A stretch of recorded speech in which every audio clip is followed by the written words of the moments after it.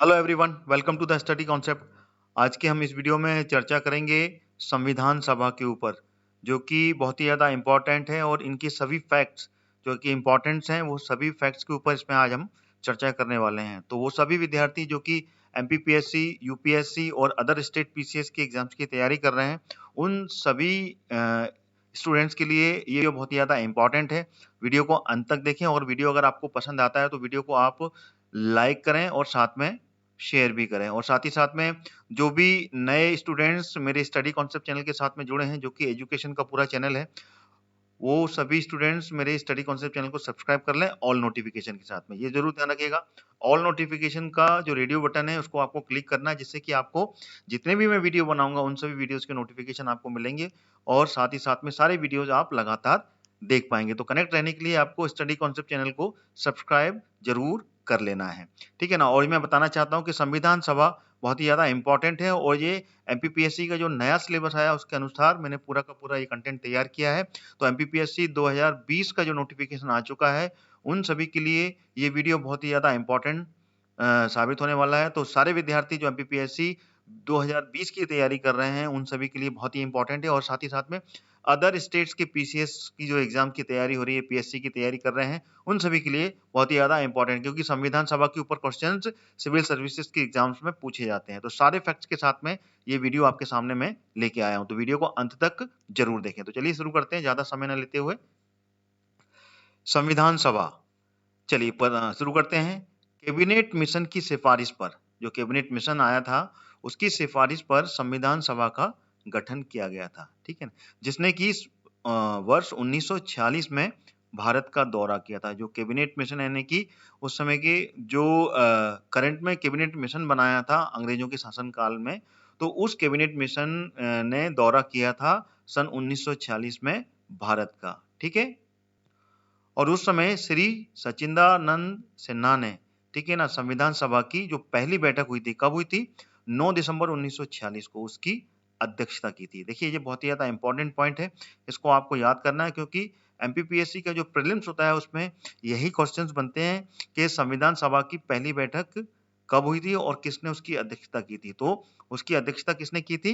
ये की थी श्री सच्चिदानंद सिन्हा जी ने, और वो उनके अध्यक्ष थे। और ये संविधान की पहली बैठक 9 दिसंबर 1946 को हुई थी। कहाँ हुई थी? दिल्ली में कॉन्स्टिट्यूशन हॉल, ठीक है ना, वहां पर ये पहली बैठक ली गई थी। ये बहुत ही इंपॉर्टेंट पॉइंट है, इसको आपको याद करना है। श्री सच्चिदानंद सिन्हा की अध्यक्षता में संविधान सभा की पहली बैठक 9 दिसंबर 1946 को नई दिल्ली के कॉन्स्टिट्यूशन हॉल में ली गई थी। आइए अब चलते हैं उन सारे इंपॉर्टेंट फैक्ट्स के ऊपर जो कि संविधान सभा के लिए एग्जाम्स में पूछे जाते हैं। तो पहला फैक्ट्स मैं बता रहा हूं आपको। कैबिनेट मिशन की संतुति, यानी कि कैबिनेट मिशन जो आया था, ठीक है ना, उसने उसने जो सजेशन दिए थे, उनके जो सजेशन थे, उस सजेशंस के आधार पर भारतीय संविधान को निर्माण करने वाली जो संविधान सभा थी, उसका गठन जुलाई 1946 में किया गया था, ठीक है ना। जितने भी मैंने हाईलाइट किए हैं उनको आपको याद रखना है। This is the important points, और ऐसे पे ही क्वेश्चंस बनते हैं कि संविधान सभा का गठन कब हुआ था? जुलाई 1946 में किया गया था। और कैबिनेट मिशन ने जो सजेशन दिए थे उसके आधार पर संविधान, जो भारतीय संविधान निर्माण करने के लिए जो संविधान सभा बनाई गई थी, उसका गठन जुलाई 1946 में किया गया था। अगला फैक्ट, संविधान सभा का जो चुनाव हुआ था वो परोक्ष निर्वाचन पद्धति से किया गया था, यानी कि उसकी पूरी निर्वाचन पद्धति थी, उसके आधार पर संविधान सभा का चुनाव किया गया था। प्रत्येक प्रांत के निचले सदन के सदस्यों, अर्थात विधानसभा द्वारा इनको निर्वाचित किया गया था, ठीक है ना। लोअर हाउस जो होता है, ठीक है ना, उसी को विधानसभा कहते हैं, ठीक है ना। और विधानसभा के जो सदस्य थे, ठीक है ना, उनके द्वारा इनको निर्वाचित किया गया था। ये आपको बिल्कुल ध्यान रखना है कि सभा के विधानसभा का जो चुनाव हुआ था वो परोक्ष निर्वाचन, यानी कि निर्वाचन की, यानी कि पूरी तरीके से इलेक्शन किया गया था। उस इलेक्शन के द्वारा हर प्रांत में, उस समय भारत अलग अलग प्रांतों में बटा हुआ था, क्योंकि देश आजाद तो हुआ नहीं था 1946 में। तो उन प्रांतों के जितने भी सदन के सदस्य थे, उस समय जो लोअर हाउस थी विधानसभा, ठीक है ना, उनके द्वारा इनको निर्वाचित किया गया था, यानी कि उनके द्वारा इनको प्रपोज करके निर्वाचित किया गया था। अगला पॉइंट, उस समय जो इलेक्शन का आधार था उसमें प्रतिनिधित्व के लिए कौन सी पॉलिसी बनाई गई थी, वो है इसमें।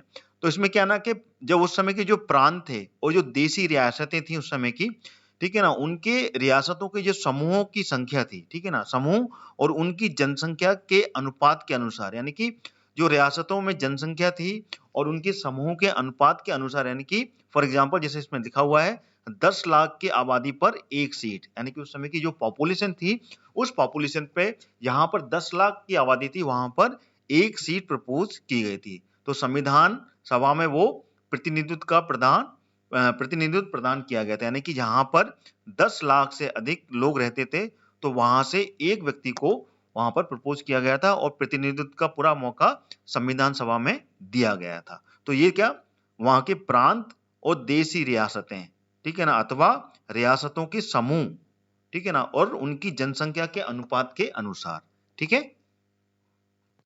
अगला पॉइंट देखते हैं संविधान सभा का। संविधान सभा के जो सदस्य थे उनकी कुल संख्या कितनी थी, ये आपको याद रखना है। It's a very important point, इसको मैं हाईलाइट कर लेता हूं, ठीक है ना, ये बहुत ही ज्यादा इंपॉर्टेंट है, ठीक है ना। तो ये बहुत ही इंपॉर्टेंट है, इसको मैं हाईलाइट कर रहा हूं। तो संविधान सभा के कुल प्रतिनिधियों की संख्या कितनी थी,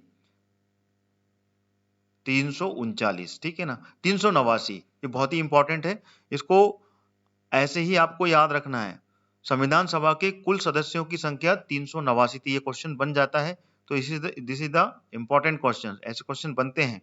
तो कभी पूछ लिया जाता है कि संविधान सभा में जो सदस्य थी उनकी कुल संख्या कितनी थी, तो वो कुल संख्या थी शुरू में स्टार्टिंग में 389, ठीक है ना, जिसमें कि 292 ब्रिटिश प्रांत के प्रतिनिधि थे, जो 292 थे वो ब्रिटिश प्रांतों के प्रतिनिधि थे, 4 कमिश्नर क्षेत्रों के, जो चीफ कमिश्नर क्षेत्र के प्रतिनिधि थे, और बाकी की जो 93 थी ये देसी रियासतें थी उस समय की, उनके प्रतिनिधि थे। यानी कि देसी रियासतों के बारे में मैंने बता दिया यहाँ पे कि 10 लाख से अधिक की आबादी थी, 10 लाख मिनिमम, वहां से एक प्रतिनिधि प्रपोज्ड किया गया था, ठीक है ना।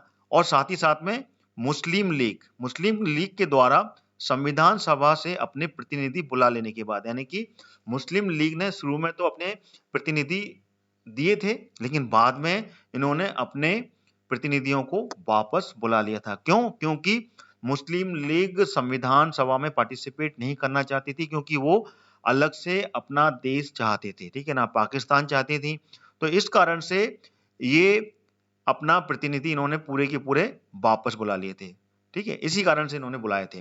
देन उसके बाद में जब मुस्लिम लीग ने संविधान सभा से अपने सभी प्रतिनिधियों को वापस बुला लिया तो 389 से घटकर ये जो सदस्यों की संख्या थी ये 299 रह गई, ठीक है।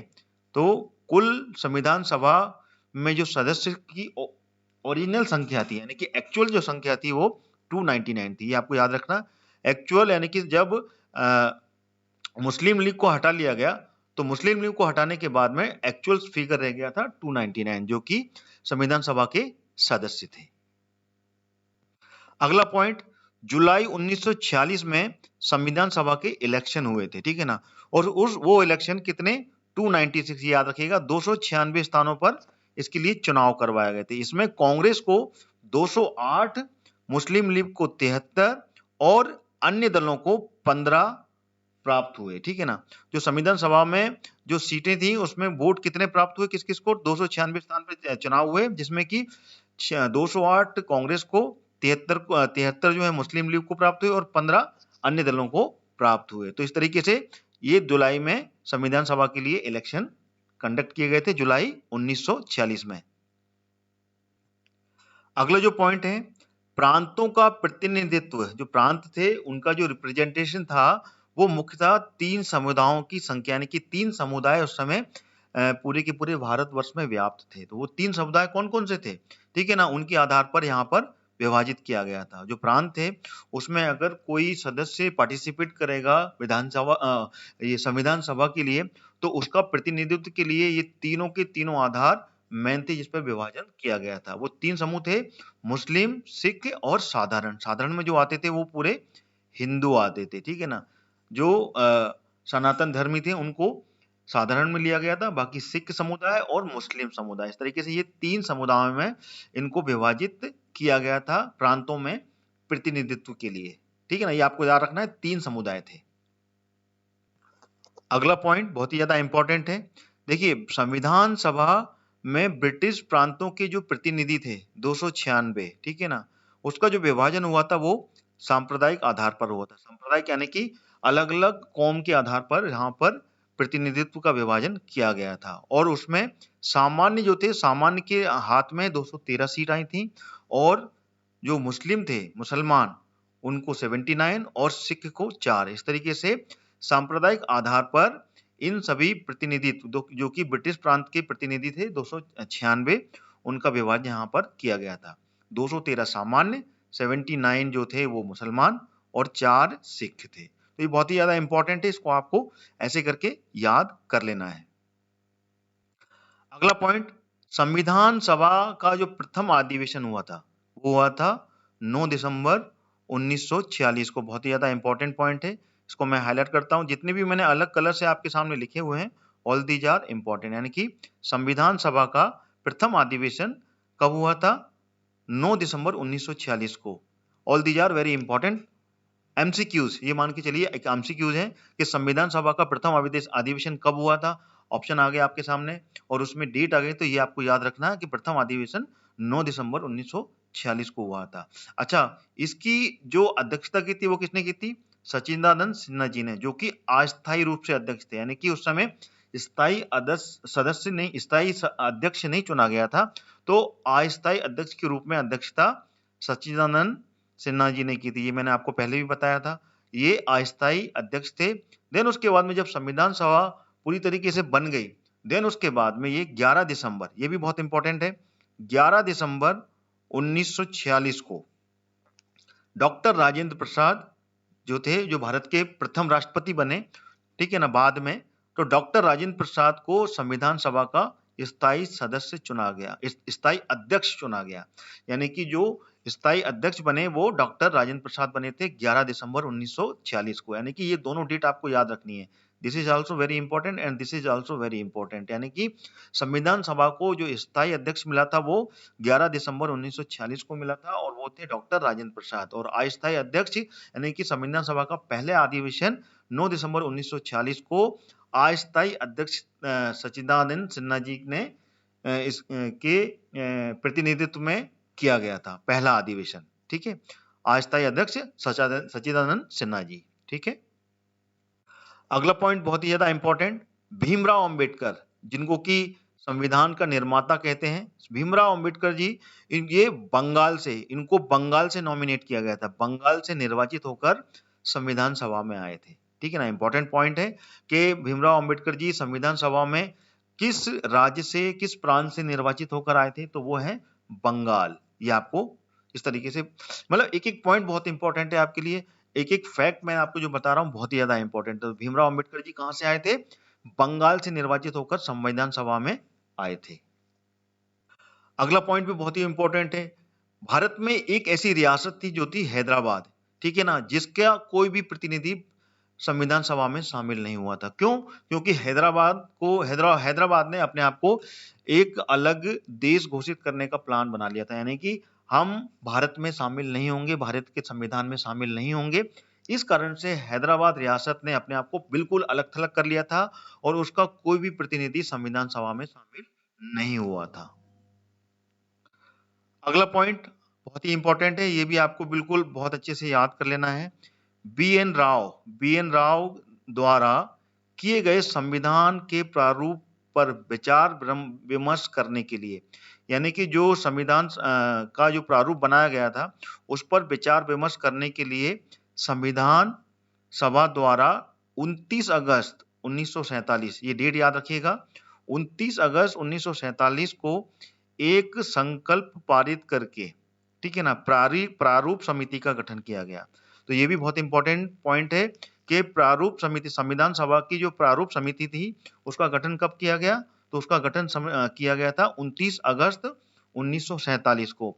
और उसके अध्यक्ष किसको बनाया गया था? ये भी बहुत ही इंपॉर्टेंट है, उसका अध्यक्ष बनाया गया था डॉक्टर भीमराव अंबेडकर को। तो ये भी क्वेश्चन बनता है कि प्रारूप समिति, संविधान सभा की जो प्रारूप समिति का गठन हुआ था उसके अध्यक्ष कौन थे? तो उसके अध्यक्ष थे डॉक्टर भीमराव अंबेडकर। ठीक है ना, और प्रारूप समिति के जो सदस्य थे उनकी संख्या कितनी थी? उनकी संख्या थी 7। ये आपको याद रखना है, ठीक है ना। तो प्रारूप समिति के अध्यक्ष डॉक्टर भीमराव अंबेडकर थे और इस प्रारूप समिति का गठन जब किया गया था वो 29 अगस्त 1947 को किया गया था और इस समिति के सदस्यों की संख्या कितनी थी? 7 थी, ठीक है ना। ये आपको याद रखना, 7 सदस्यों की संख्या थी और डॉक्टर भीमराव अंबेडकर को इसका अध्यक्ष चुना गया था। किसका? प्रारूप समिति का, जिसको 29 अगस्त 1947 को बनाया गया था। आइए अब देख लेते हैं प्रारूप समिति के जो सदस्य थे वो कौन-कौन थे। मतलब अध्यक्ष को मिलाकर टोटल 7 सदस्य थे। भीमराव अंबेडकर जी जो कि अध्यक्ष थे प्रारूप समिति के, ठीक है ना। फिर दूसरे एन गोपाल स्वामी अयंगार, ये सेकंड नंबर के थे। फिर अल्लादी कृष्णन स्वामी अय्यर, तीसरा। चौथे कन्हैया लाल माणिक लाल मुंशी, पांचवे सैयद मोहम्मद सदुल्ला और छठवे थे एन माधव राव, ठीक है ना। ये किसके स्थान पर आए थे? बीएल मित्र के स्थान पर आए थे। बीएल मित्र संविधान सभा की प्रारूप समिति में थे सदस्य, लेकिन बाद में रिप्लेस किया गया था एन माधव राव को। फिर सातवें थे डीपी खेतान, ठीक है ना। 1948 में इनकी मृत्यु हो गई थी, यानी कि 1947 29 अगस्त 1947 में प्रारूप समिति बनी और उसके बाद में 48 में इनकी मृत्यु होने के बाद में फिर एक जो सदस्य थे उनको रिप्लेस किया गया था टी कृष्णचारी जी से, ठीक है ना। तो टी कृष्णचारी जी फिर बाद में डीपी खेतान की जगह पे उन्होंने सदस्यता ली थी। तो इस तरीके से ये पूरा के पूरे फैक्ट बहुत इंपॉर्टेंट है। बीएल मित्र के स्थान पर रिप्लेस हुए थे एन माधव राव और फिर डीपी खेतान की मृत्यु होने के बाद में टी कृष्णचारी सदस्य बने थे। इस पे भी क्वेश्चन बन सकते हैं। तो all the are fact very important, इनको आपको ऐसे ही याद कर लेना है। वेरी क्लियर, मैंने यहाँ पर पूरा का पूरा आपको डेमो दिया हुआ है। अब अगला पॉइंट क्या है? संविधान निर्माण का कार्य फिर प्रारंभ हुआ। जब संविधान निर्माण का कार्य प्रारंभ हुआ था तो वो 13 दिसंबर 1946 को जवाहरलाल नेहरू के द्वारा, ठीक है ना, भारत के प्रथम प्रधानमंत्री रहे जवाहरलाल नेहरू, उनके द्वारा उद्देश्य प्रस्ताव पेश किया गया, यानी कि उस संविधान बनाने का जो उद्देश्य था उसका प्रस्ताव प्रस्तुत किया गया था जवाहरलाल नेहरू जी के द्वारा। कब किया गया था? 13 दिसंबर 1946 को, ठीक है ना। फिर इस प्रस्ताव का विचार विमर्श किया था उस पूरी संविधान सभा ने, ठीक है ना। कब किया था? 22 जनवरी 1947 को संविधान ने उसका पूरा विचार विमर्श किया, देन उसके बाद में इसको पारित कर दिया गया। तो ये पारित कब हुआ था? उद्देश्य प्रस्ताव पेश हुआ 13 दिसंबर 1946 को और उसके बाद में 22 जनवरी 1947 को ये प्रस्ताव पारित कर दिया गया था संविधान सभा का। कौन सा वाला? उद्देश्य का प्रस्ताव, ठीक है। ये आपको याद रखना है। चलिए क्वेश्चन पे जाने से पहले मैं आपको बताना चाहता हूं अनअकैडमी के फ्री प्लान के बारे में। अब आप अनअकैडमी में फ्री में भी पढ़ाई कर सकते हैं। अनअकैडमी में आप एमपीपीएससी और व्यापम्स के सारे एग्जाम्स की प्रिपरेशन फ्री में भी कर सकते हैं। आपको करना क्या होगा? उसके लिए आपको रेफरल कोड का यूज करना पड़ेगा। रेफरल कोड क्या है? हरदयाल कुशवाहा, ये आपको कैपिटल में यहाँ पे दिख रहा है। तो इस तरीके से मोबाइल में आपको रेफरल कोड एंटर करना है और अनलॉक करना है, ठीक है। इसमें आपको क्या क्या मिलेगा ये मैं आपको आगे बताता हूं। देखिए benefit of the free plan, 500 से अधिक यहाँ पर फ्री लाइव क्लासेस आपको हर हफ्ते मिलने वाली, जिसमें कि आपको पूरे के पूरे डाउट क्लियर होंगे, डाउट क्लियरिंग के सेशन चलेंगे और साथ में नोट्स भी आपको प्रोवाइड कराएंगे जो कि अनअकैडमी में टॉप एडुकेटर्स जुड़े हुए हैं, ठीक है ना। यहाँ पर 50 से अधिक टॉप एडुकेटर्स मध्य प्रदेश को पढ़ाने के लिए आपको मिलेंगे, ठीक है ना। Daily and weekly free live mock test भी यहाँ पर कंडक्ट किया जा रहा है और साथ ही साथ में वो सभी फ्री मॉक टेस्ट को यहाँ पर पेपर एनालिसिस भी किया जाएगा जो कि वहाँ पे जुड़े हुए टॉप एडुकेटर्स आपको करेंगे, ठीक है ना। यहाँ पर 4 डिफरेंट एग्जाम्स की तैयारी करवाई जाएगी फ्री में। वो है MPPSC prelims, Madhya Pradesh police constable और एमपीएसआई। देखिए 4 नहीं है, यहाँ पे 3 है, ठीक है ना। टोटल जो एग्जाम है अभी 3 एग्जाम है। एक एग्जाम और था यहाँ पर, वो था मध्य प्रदेश जेल प्रहरी, ठीक है ना। जेल प्रहरी का एग्जाम खत्म हो गया है अभी, तो जेल प्रहरी की भी आपको साइमल्टेनियसली तैयारी की जाती है, क्योंकि पूरे के पूरे जो कंटेंट है वो मध्य प्रदेश की पूरी एग्जाम्स की, जो भी एग्जाम है मध्य प्रदेश के सारे एग्जाम्स की तैयारी यहाँ पर आपको लाइव फ्री में मिलने वाली है, तीनों चारों की, ठीक है।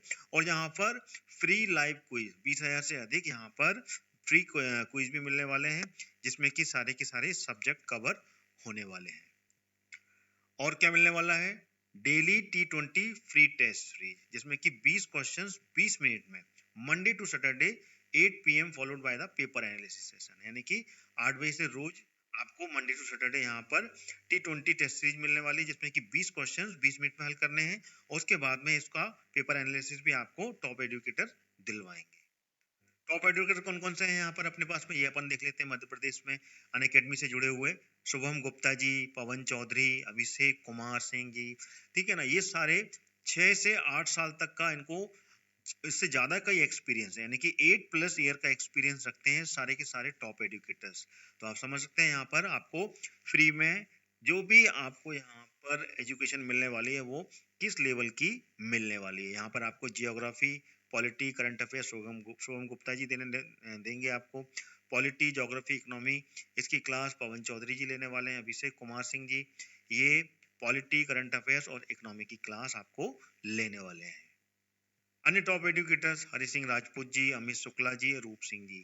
Computers, polity, history Amit Shukla ji देंगे आपको। ज्योग्राफी, हिंदी और MP हिस्ट्री और MP जीके, MP हिस्ट्री और जीके हरि सिंह राजपूत। इस तरीके से ये सारे टॉप एजुकेटर्स आपको लगातार आपको मध्य प्रदेश के एग्जाम्स में हेल्प करने वाले हैं फ्री क्लास में। गरिमा सिंह जी, प्रमोदा राणा जी, राहुल कुरैशी जी, साहिल कुरैशी जी, तो ये सभी आपको अच्छे खासे एक्सपीरियंस्ड टीचर आपको मिलेंगे, जो कि आपको वो सारे सब्जेक्ट्स पढ़ाएंगे जो कि आपके MPPSC और व्यापम्स के एग्जाम्स के लिए बहुत ज़्यादा जरूरी है। और सारी की सारी फ्री यानी कि फ्री क्लासेस में आपको वो सारे के सारा कंटेंट मिलने वाला है, ठीक है। Daily watch daily free live classes, interact with the top educators, free live class मिलने वाली है। उस लाइव क्लास में आप जो भी टॉप एजुकेटर्स आपको पढ़ाएगा उससे आप इंटरेक्ट करेंगे, यानी कि आपके मन में जो भी डाउट है, ठीक है ना, क्वेश्चंस किए जाएंगे, क्वेश्चंस के आंसर आप देंगे। If you have some doubt related to the some part of the questions you can ask directly, आप सीधे के सीधे उनसे क्वेश्चंस भी पूछ सकते हैं ना। Free live classes top educators कौन कौन सी, MPPSC, MP पुलिस, MPSI और MP जेल प्रहरी, इन सभी के लिए आपको यहाँ पर फ्री क्लास मिलने वाली है, ठीक है ना। और साथ में आपको सीधे के सीधे टॉप एजुकेटर से इंटरेक्ट करने का भी यहाँ पर मौका मिलने वाला है, वो भी फ्री में, ठीक है। फ्री मॉक टेस्ट सीरीज भी यहाँ पर कंडक्ट होने वाली है, किसके लिए, MPPSC 2020 सीरीज, यानी कि MPPSC की प्रीलिम्स की तैयारी आप यहाँ पर आराम से कर सकते हैं, ठीक है ना। MPPSC की प्रीलिम्स की तैयारी के लिए आपको फ्री में पूरा का पूरा मौका मिलने वाला है। 20 क्वेश्चंस 20 मिनट्स में, analysis bye top educators every night 8:30 PM, ठीक है। तो ये पूरा का पूरा MPPSC prelims, constable, sub inspector, इसकी पूरी फ्री में आप यहाँ पर पूरी प्रैक्टिस कर सकते हैं, ठीक है। और साथ ही में आपको करना क्या होगा, इसमें आपको सबसे पहले आपको मैंने बता दिया है, अनअकैडमी का जो ऐप है वो इंस्टॉल करना पड़ेगा। Download the Unacademy learner app, ठीक है। जो लर्नर ऐप है वो आपको यहाँ पर इंस्टॉल करना है। Use code to unlock free plan, इसका जो कोड है, कोड मैंने आपको बता दिया। कोड क्या है, हरदयाल कुशवाहा सॉरी, कैपिटल में जो है हरदयाल कुशवाहा, ये सामने आपके लिखा हुआ है, यही कोड आपको डालना है। उसके बाद में अनलॉक का बटन आपको दबाना है। प्रोसेस ये रहेगी, आपको MPPSC सिलेक्ट करना है, फिर स्टेट PSC को सिलेक्ट करने के बाद में यहाँ पर MPPSC व्यापम सिलेक्ट करना है। MPPSC स्टेट PSC, फिर उसके बाद में MPPSC व्यापम सिलेक्ट करना है। फिर उसके बाद में अगला ऑप्शन आएगा, वहां पर आपको रेफरल कोड डालकर, ठीक है ना, फ्री प्लान को अनलॉक करना है, ठीक है। तो ये this is the all process about the free classes, ठीक है ना। So with the Unacademy you can crack any one of the MPPSC and Vyapam exams. So let's crack it. Okay? ये जो सारे पॉइंट्स मैं बता रहा हूँ आपको, ये सारे बहुत इंपॉर्टेंट हैं। जितनी भी डेट्स हैं इसमें संविधान निर्माण के कार्य में जो 13 दिसंबर को जवाहरलाल नेहरू ने जो उद्देश्य प्रस्ताव पारित किया, पेश किया था, और उसके बाद में संविधान सभा में कब उसको पारित किया, all these are dates very important, क्योंकि एमसीक्यूज अगर कोई क्वेश्चंस आते हैं ऑब्जेक्टिव जो पेपर होते हैं उनमें ये डेट्स जरूर पूछी जाती है, तो इनको आपको ऐसे ही रिवाइज कर लेना है, याद कर लेना है इनको, ठीक है ना। अब जो अगला पॉइंट है वो है 17 मार्च 1947 को संविधान सभा ने संविधान की प्रमुख विशेषताओं के संबंध में एक प्रश्न सूची, ठीक है ना, विभिन्न प्रांतीय जो विधानमंडल हैं तथा केंद्रीय विधानमंडल के सदस्यों के पास में उनके विचार के लिए भेजी, ठीक है ना। कब भेजी थी ये? 17 मार्च 1947, ये डेट भी आपको याद रखना है। 17 मार्च 1947 को संविधान सभा ने, ठीक है ना, संविधान सभा ने संविधान की प्रमुख विशेषताओं के संबंध में, संविधान में जो जो प्रमुख विशेषताएं हैं उनके संबंध में ये एक पूरी की पूरी सूची तैयार की और प्रांतीय विधानमंडल और केंद्रीय विधानमंडल के सदस्यों के पास में विचार करने के लिए भेजी, और इनके सदस्यों को विचार को शामिल करके अक्टूबर 1947 को संविधान का प्रथम प्रारूप तैयार किया गया। देखिए बहुत ही इंपॉर्टेंट है, प्रथम प्रारूप कब तैयार किया गया था? अक्टूबर 1947 को प्रथम प्रारूप संविधान सभा का और संविधान का तैयार कर लिया गया था। ये भी डेट आपको याद करनी है। संविधान का प्रथम प्रारूप अक्टूबर 1947 को तैयार हो गया था। अगला फैक्ट, संविधान का प्रथम प्रारूप, जो प्रथम प्रारूप कब हुआ था? ये अक्टूबर 1947 को ये जैसे तैयार हुआ तो परामर्शदाता कौन थे? एडवाइजर कौन थे? श्री BN राव जी। उनके निर्देशन में ये जो प्रथम प्रारूप तैयार हुआ तो संवैधानिक परामर्शदाता श्री BN राव जी के निर्देशन में संविधान सभा के कार्यालय में इसको तैयार किया गया था, ठीक है ना। तो यह ध्यान रखना है, श्री BN राव जो कि संवैधानिक परामर्शदाता थे, उनके निर्देशन में ये जो प्रारूप था ये संविधान सभा के कार्यालय में तैयार किया गया था। अच्छा, इसके अंतर्गत में 315 अनुच्छेद यानी कि आर्टिकल 315 आर्टिकल, ठीक है ना, क्योंकि स्टार्टिंग के थे ये 315 आर्टिकल और जो कि 8 भागों में बटे हुए थे। 315 आर्टिकल थे जिनको कि 8 भागों में बांटा गया था, उसकी यहाँ पर सिफारिश की गई थी, ठीक है ना, सजेशन दिया गया था इसके बारे में, ठीक है ना। और इस संविधान में 60 देशों का, देखिए पहला प्रारूप था, पहले प्रारूप में 60 देशों के संविधान की प्रमुख विशेषताओं को शामिल किया गया था।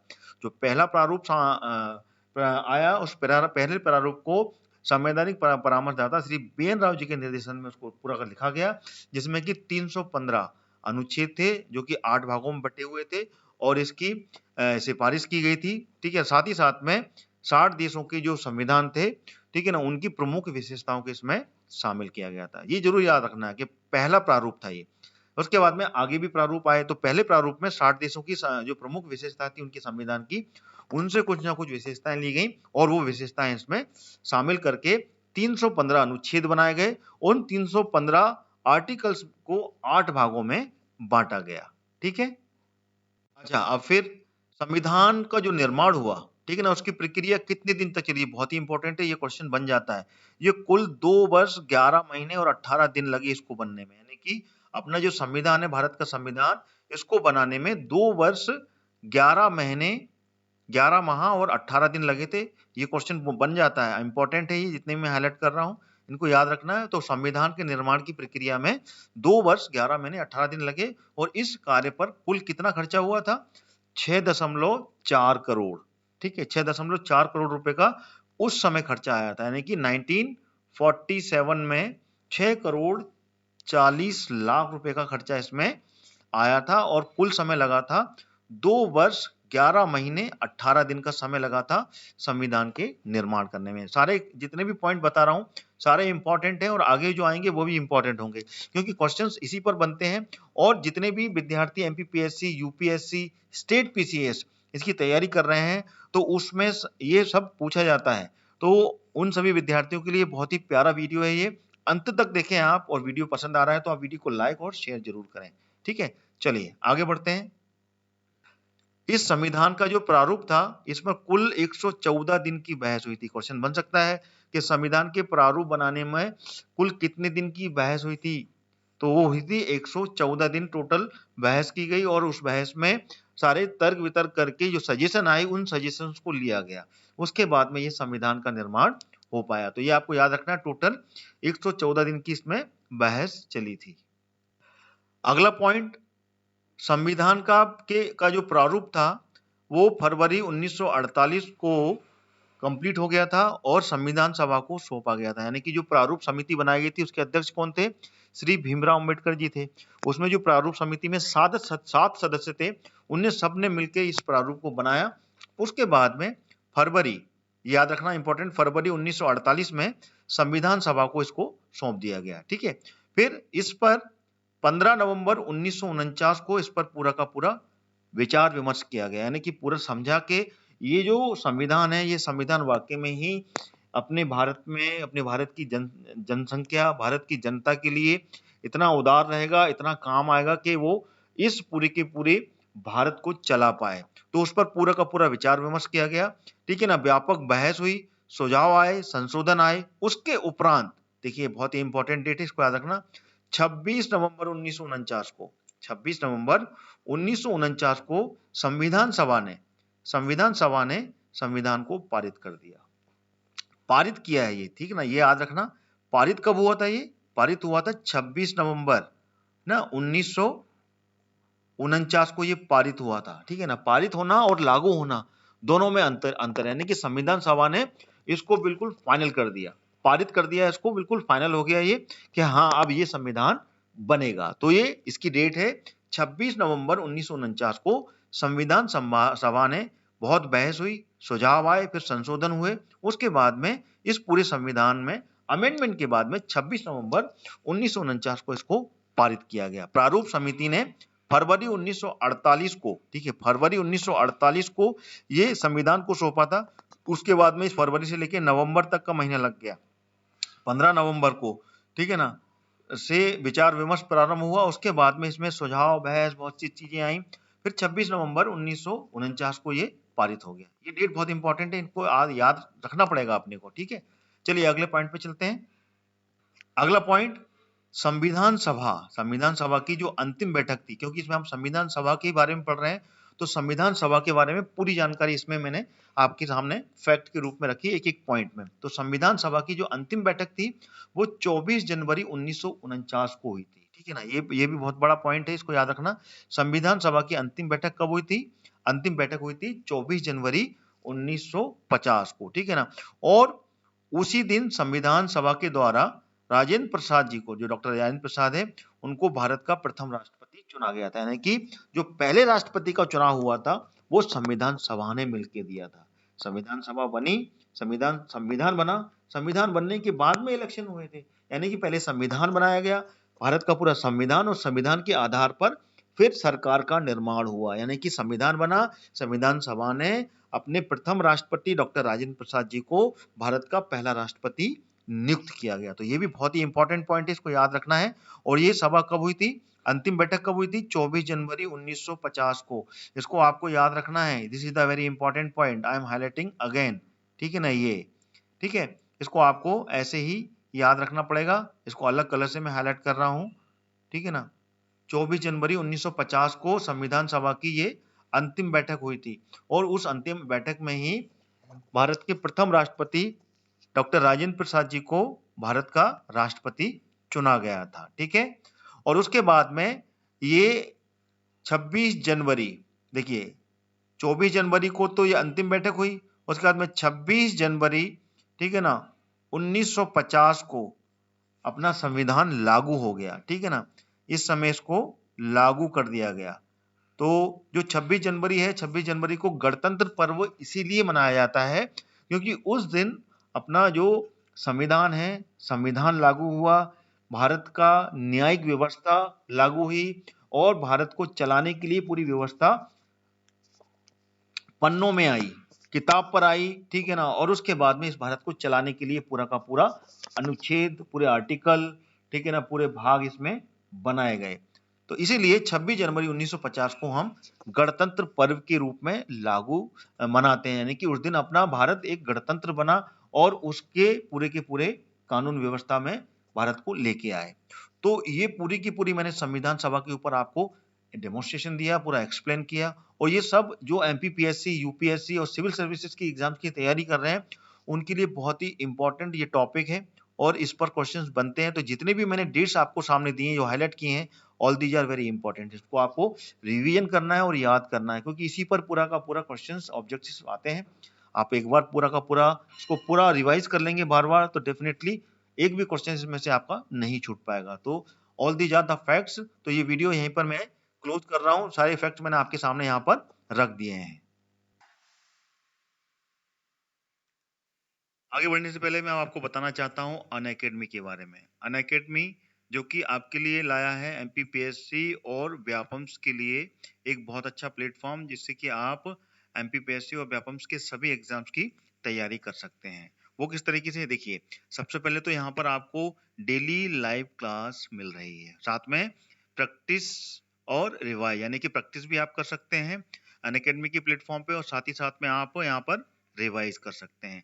लर्न एनी टाइम एनीवेयर, यानी कि आप कभी भी और कहीं पे भी अनअकैडमी के ऐप के द्वारा पढ़ सकते हैं। साथ ही साथ में आपको अनअकैडमी क्या दे रहा है ये भी मैं आपको बताना चाहता हूँ। सबसे बड़ी बात, अनअकैडमी आपको free plan by the Unacademy, यानी कि आप अनअकैडमी पर एमपीपीएससी और व्यापम्स की जो पढ़ाई है, जो कि एग्जाम है, सारे एग्जाम्स को आप फ्री में पढ़ सकते हैं। Choose to study from 50 top educators, ठीक है ना। जो 50 टॉप एजुकेटर्स अनअकैडमी से जुड़े हुए हैं, वो उनमें से आप चूज कर सकते हैं। और उसमें क्या, 500 free live classes every week, हर हफ्ते आपको 500 से अधिक लाइव क्लास मिलने वाली है with the doubt clearing session, यानी कि आपको लाइव डाउट क्लियरिंग भी होगा। जो भी आपके पास आपके माइंड में कंफ्यूजन हो रहा है, कोई डाउट हो रहा है, तो लाइव क्लास को आप अटेंड करेंगे तो उसी टाइम आप लाइव उसके डाउट भी क्लियर कर पाएंगे। साथ ही साथ आपको मिल रहा है वीकली फ्री मॉक टेस्ट, ठीक है ना। हर हफ्ते आपको एक मॉक टेस्ट भी यहाँ पर कंडक्ट कराया जाएगा, जो कि फ्री में होगा, यानी कि फ्री प्लान में आपको बहुत कुछ मिलने वाला है अनअकैडमी पर। फ्री लाइव क्विज, सब फ्री है, ठीक है। 20,000 से ज्यादा यहाँ पर क्वेश्चंस बैंक है, जिसके थ्रू आप लाइव क्विज अटेंड कर सकते हैं। यहाँ पर T20 फ्री लाइव क्विज, जिसमें कि 20 क्वेश्चंस मिलते हैं आपको 20 मिनट में, और 8 बजे आपको इस पेपर का एनालिसिस मिलता है, ठीक है। आपको करना क्या होगा उसके लिए, कुछ नहीं, सिंपल सा है। आप अपने मोबाइल को उठाइए और उसमें अनअकैडमी का जो लर्नर ऐप है वो आप उसमें डाउनलोड करना है। उसके बाद में आपको use code to unlock free plan, यानी कि जो फ्री प्लान है उसको अनलॉक करने के लिए आपको कोड का उपयोग करना पड़ेगा। कोड क्या है, हरदयाल कुशवाहा। जैसे ही आप इसका यूज करके अनलॉक बटन को प्रेस करेंगे, ये जो प्लान है, फ्री प्लान जो है वो अनलॉक हो जाएगा। स्टेप क्या होगा, what are you preparing for it, यानी कि आप किस चीज की तैयारी कर रहे हैं, वो सबसे पहले यहाँ पर सिलेक्ट करना है MPPSC. Then go for the next option state PSC, ठीक है ना। स्टेट पीएससी जैसे सिलेक्ट करेंगे आप, अगला ऑप्शन आपको एमपीपीएससी एंड व्यापम चूज करना है। फिर नेक्स्ट ऑप्शन आएगा, उसमें आपको रेफरल कोड डालकर अनलॉक का जो बटन है उसको क्लिक करेंगे आप, देन ये जो प्लान है ये अनलॉक हो जाएगा, ठीक है ना। अब चलते हैं अपन बैच, जो कि प्लस बैचेज है, यानी कि अनअकैडमी के जो प्लस सब्सक्रिप्शन प्लान्स हैं उसके बारे में आपको इसमें बताना चाहता हूँ। देखिए, फ्री प्लान्स में आपको बहुत कुछ मिलेगा, लेकिन प्लस प्लान में आपको वो सारे कोर्सेज मिलेंगे जो कि आप एक्चुअल में पढ़ना चाहते हैं, यानी कि extra if you want to take some learning from the Unacademy, then you will choose the plus batches. देखिए, plus batches for all round preparation, यानी कि ऑलराउंड प्रिपरेशन के लिए आपको ये प्लस बैचेज अनअकैडमी आपके लिए दे रहा है। क्रैक प्रीलिम्स 2020, जो एमपीपीएससी का जो अभी नोटिफिकेशन आया है 2020 का, 2020 का जो नोटिफिकेशन आया है, उसकी तैयारी के लिए आपको यहाँ पर ये प्लस बैचेस लेने हैं, ठीक है ना। With the choose your batch which suit your preparation batch, यानी कि आप अपने हिसाब से अपना बैच यहाँ पर चुन सकते हैं। इसमें आपको क्या क्या मिलने वाला है? 60 डेज लाइव क्रैश कोर्स, ठीक है ना। Revise theory during the day, यानी कि डे में आपको यहाँ पर रिवीजन मिलने वाला है, और साथ में जो प्रैक्टिस लाइव एमसीक्यू है वो नाइट में मिलने वाले, यानी कि दिन में आप पूरी पढ़ाई कीजिए और रात में आप उसकी जो प्रैक्टिस लाइव एमसीक्यू यानी मल्टीपल चॉइस क्वेश्चंस की आपको यहाँ पर लाइव क्लास रात में मिलेगी, ठीक है ना। लाइव एमसीक्यू रिवीजन बैच, ठीक है ना, 3 days topic wise live practice session, ठीक है। Dedicated live doubt clearing batches, weekly 12 session, 2 hours daily subject wise. Recorded batch, यहाँ पर देखिए आपको रिकॉर्डेड जो बैचेस हैं जो पहले से रिकॉर्ड पड़े हुए हैं वो आपको पूरे मिलने वाले हैं with the live doubt clearing, यानी कि रिकॉर्डेड बैच देखिए, उसके बाद में इसका पूरा का पूरा आपको लाइव डाउट क्लियरिंग सेशन भी कंडक्ट कराया जाएगा। Complete revision at your own pace, यानी कि अपने हिसाब से आप अपनी उसका रिवीजन कर सकते हैं। आप जब चाहें उस वीडियो को पॉज कर सकते हैं और जब चाहें उसको रन कर सकते हैं, ठीक है। तो पूरा का पूरा आप अपने हिसाब से ही ये पूरे रिकॉर्डेड बैच को देख सकते हैं। Foundation pre mains MPPSC batch ये चालू होने वाला है कब? 5 जनवरी से। 5 जनवरी से ये भी स्टार्ट होने वाला है, तो ज्यादा देर नहीं लगानी है। Go and get the plus subscription in Unacademy app. Prelims completion by March, देखिए प्रीलिम्स की जो तैयारी है इस बैच के द्वारा आपको मार्च तक पूरी तैयारी अनअकैडमी कर देगा, ठीक है ना। 20 प्लस यहाँ पर देखो इस बैच के लिए 20 plus prelim mock test practice के लिए मिलने वाले हैं। 20,000 से अधिक क्वेश्चन बैंक है जिसमें कि आप डेली प्रैक्टिस कर सकते हैं। पीडीएफ रिवीजन नोट्स मिलेंगे हर क्लास के, जितनी भी क्लास आप ज्वाइन करेंगे उन सबकी आपको पीडीएफ नोट्स मिलने वाले हैं जिससे कि आप रिवीजन कर पाएंगे। जिन विद्यार्थियों ने एमपीपीएससी मेंस क्लियर कर लिया है, वो प्री क्लियर कर लिया है 2019 का, उन सब के लिए यहाँ पर मेंस के revision batch with answer writing practice already running, ठीक है ना, पहले से ये चालू हो चुका है, तो उसको आप फटाफट ज्वाइन कर लीजिए। जो एमपीपीएससी प्री क्लियर कर चुके हैं 2019 का, तो उन सब के लिए एक सुनहरा मौका है ये मेंस की तैयारी करने का अनअकैडमी पर, ठीक है। प्रीलिम्स क्लियर करने के लिए ये रामबाण इलाज है, ठीक है ना। प्रीलिम्स क्लियर करने के लिए ये एकदम रामबाण कोर्स, जो कि कब शुरू हो रहा है? ये 4 जनवरी 2021 से। ये बहुत ही अच्छे से आपको पूरी की पूरी तैयारी करने वाला है, क्योंकि प्रीलिम्स की तैयारी यहाँ पर बहुत ही अच्छे से अनअकैडमी आपको करवाएगा। अभी ज्वाइन कीजिए अल्टीमेट 60 डेज क्रैश कोर्स, ठीक है ना, फ्री। यहाँ पर revise theory during the day, जैसे कि आपको पहले बता चुका हूँ, रिवाइज करेंगे थ्योरी को और नाइट में लाइव एमसीक्यू सीरीज यहाँ पर कंडक्ट कराई जाएगी। 20 plus mock test already live and full length test every day, ठीक है। तो ये पूरा का पूरा अभी आपको 60 डेज का ये 4 जनवरी से स्टार्ट हो रहा है, तो ये पूरा का पूरा आपको जानकारी इसमें आपको मैंने दे दी है। अब आगे चलते हैं, आगे अनअकैडमी आपको और क्या क्या प्रोवाइड करवा रहा है। क्या आप अपनी गति से रिवीजन करना चाहते हैं, यानी कि आपकी जो स्पीड है, आप स्लो पढ़ना चाहते हैं, फास्ट पढ़ना चाहते हैं, आपका अपना खुद का एक मैग्नीट्यूड है, तो उस हिसाब से आप पढ़ाई करना चाहते हैं, तो आप अभी ज्वाइन कीजिए रिकॉर्डेड कंप्लीट रिवीजन बैच, ठीक है। इसमें आपको क्या मिलने वाला है? Complete prelims revisions with 270 recorded classes, है ना। Clear your doubt in live class 2 hours daily, यानी कि पहले तो आप इससे पूरा रिवीजन कीजिए, रिवीजन करने के बाद में आपको लाइव क्लास मिलेगी यहाँ पे कि आप सारे डाउट क्लियर कर सकते हैं।